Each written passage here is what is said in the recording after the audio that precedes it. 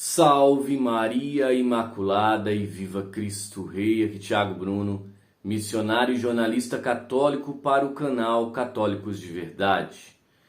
Hoje é dia 10 de outubro, a palavra de Deus está no Evangelho de São Lucas, no capítulo 10, do 38 até o 42. Naquele tempo Jesus entrou num povoado e certa mulher de nome Marta recebeu em sua casa. Sua irmã chamada Maria sentou-se aos pés do Senhor e escutava a sua palavra. Marta, porém, estava ocupada com muitos afazeres. Ela aproximou-se e disse: Senhor, não te importas que minha irmã me deixe sozinha com todo o serviço? Manda que ela me venha ajudar. O Senhor, porém, lhe respondeu: Marta, Marta, tu te preocupas e anda agitada por muitas coisas. Porém, uma só coisa é necessária. Maria escolheu a melhor parte e esta não lhe será tirada. Palavra da salvação, glória a vós, Senhor. Nesta palavra fica muito claro que nós temos que ter um foco na nossa vida. E o nosso foco sempre deve ser o Senhor, sempre deve ser Jesus. Nós temos que colocar as nossas prioridades. Nós não podemos, irmãos, viver e achar que Jesus ele sempre vai ser algo supérfluo na nossa vida. Pois é assim que fazem. Chega a visita, Jesus é deixado de lado, eu não vou na missa, eu não participo das coisas de Deus porque eu tenho a visita para atender. Chega isso, o cansaço e tantas coisas são colocados como desculpa para não fazer o essencial, o mínimo, que é ir à missa e achar que Deus está vendo a sua dificuldade, o cansaço ou qualquer coisa. Não, não é assim que funciona. Nós temos sempre que colocar Deus em primeiro lugar na nossa vida. Quando deixou-se de guardar o sábado, e daí, com o cristianismo, o domingo passa a ser o dia do Senhor, desde o início, o domingo passa a ser o dia que nós temos que ir à missa, ir à fração do pão, quando nós lemos Atos dos Apóstolos. Então, nós não podemos trocar o que é fundamental e essencial para coisas supérfluas. E não é nem supérfluas, mas coisas desse mundo. Eu vou ficar em casa, vou fazer tal coisa, tal coisa, tal coisa, e não vai dar tempo de ir à missa. Não, está totalmente errado. Pois bem, já faz algum tempo que eu queria ter trazido aqui a nota de Dom Antônio Roskeller a respeito do sino da sinodalidade. Porém, eu procurei a nota e não a encontrei. Entrei, vasculhei o site da diocese, eu tinha visto que ele tinha feito e não consegui. Então, partimos para outras pautas. Porém, o Templário de Maria fez uma postagem e ele ligou a notícia, a nota pastoral, e a nota pastoral está aqui novamente no site da Diocese. E quando foi publicada, logo um dia depois, eu não encontrei.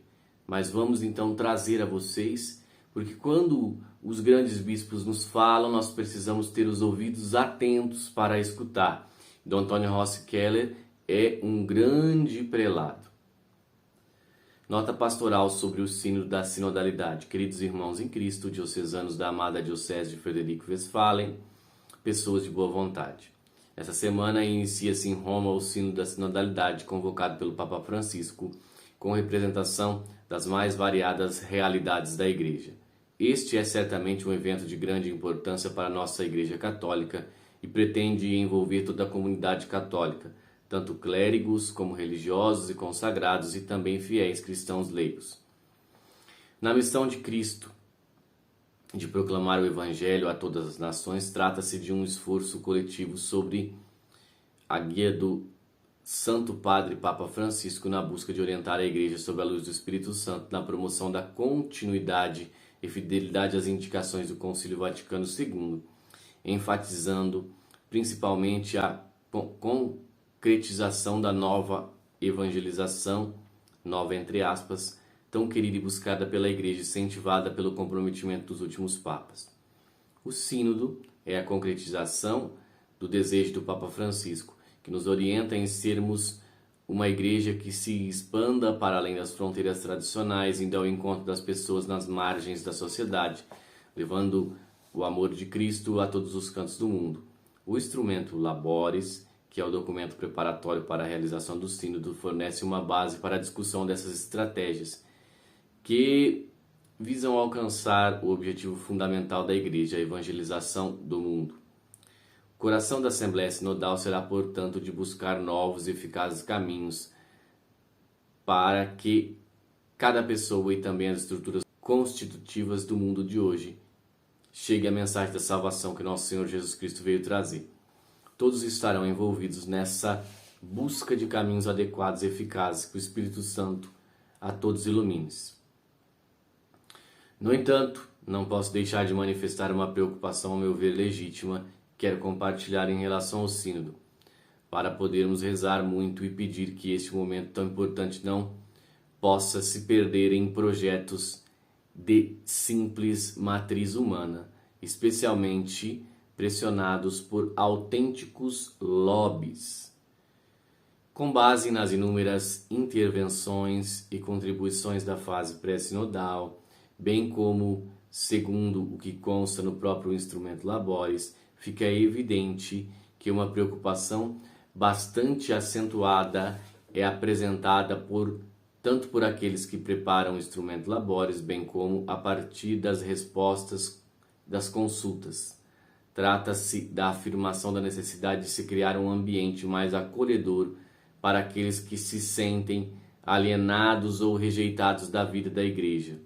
Muitos desses, que inclusive se manifestam nas consultas efetuadas, são conhecidos como verdadeiros grupos de pressão, que há anos apresentam já algumas propostas que são totalmente contrárias ao magistério milenar da Igreja e da sua disciplina.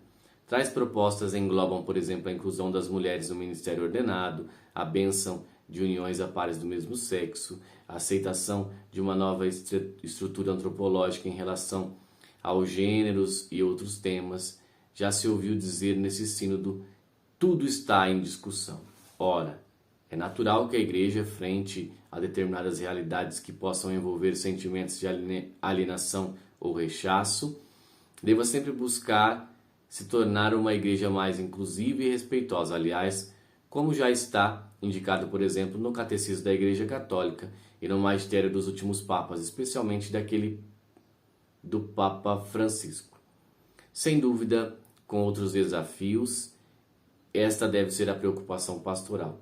No entanto, surge uma questão complexa quando vê-se quase que uma organizada manifestação sugerindo que o sínodo deva considerar mudanças no ensino moral da Igreja e na disciplina sacramental, na busca de um acomodamento dos que se sentem excluídos. Isto é um ponto sensível, sem dúvida, mas é algo inaceitável, uma vez que os sentimentos, por mais intensos que sejam, não deve ser o único critério teológico que ilumine a ação pastoral da Igreja. A Igreja não pode fundamentar sua ação pastoral no princípio instável do sentimentalismo.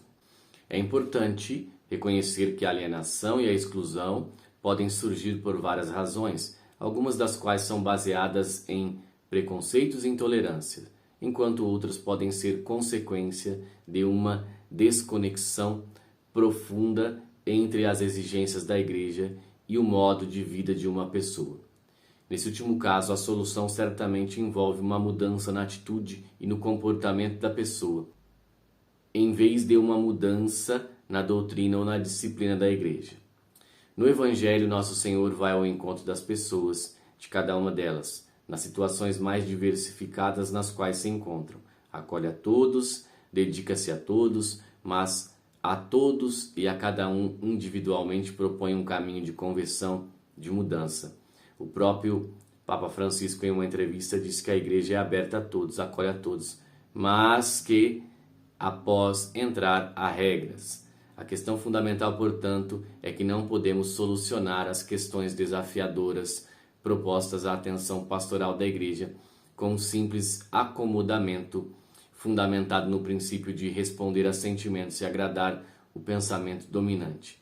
As respostas caridosas e amorosas da igreja, buscando ir ao encontro e responder às questões cruciais que lhes são apresentadas, exigem um aprofundamento da argumentação teológica ancorada na palavra de Deus, na tradição teológica e na lei moral natural.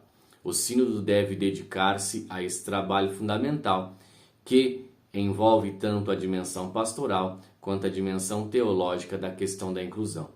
Portanto, tendo consciência da gravidade do momento e da responsabilidade dos participantes dos sínodos em oferecerem caminhos não discordes a toda a tradição da Santa e Sagrada Igreja, é essencial que todos os fiéis orem por ele, para ser de verdade um momento de renovação espiritual e discernimento sobre a orientação do Espírito Santo.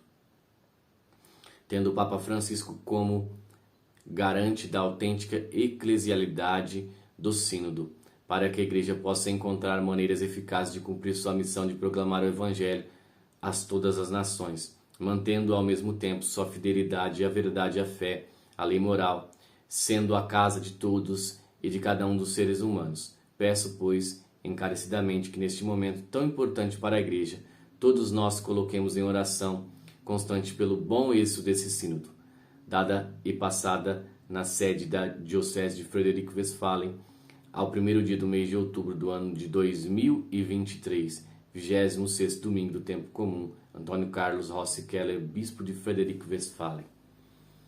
Então, queridos irmãos, creio eu que a nota pastoral já falou tudo. Já falou tudo. Há um grande lobby para querer mudar a moral e a doutrina. Rezemos para que isso não se concretize e que não haja mudanças que neguem a revelação, mudanças que neguem a palavra de Deus. Salve Maria Imaculada e viva Cristo Rei!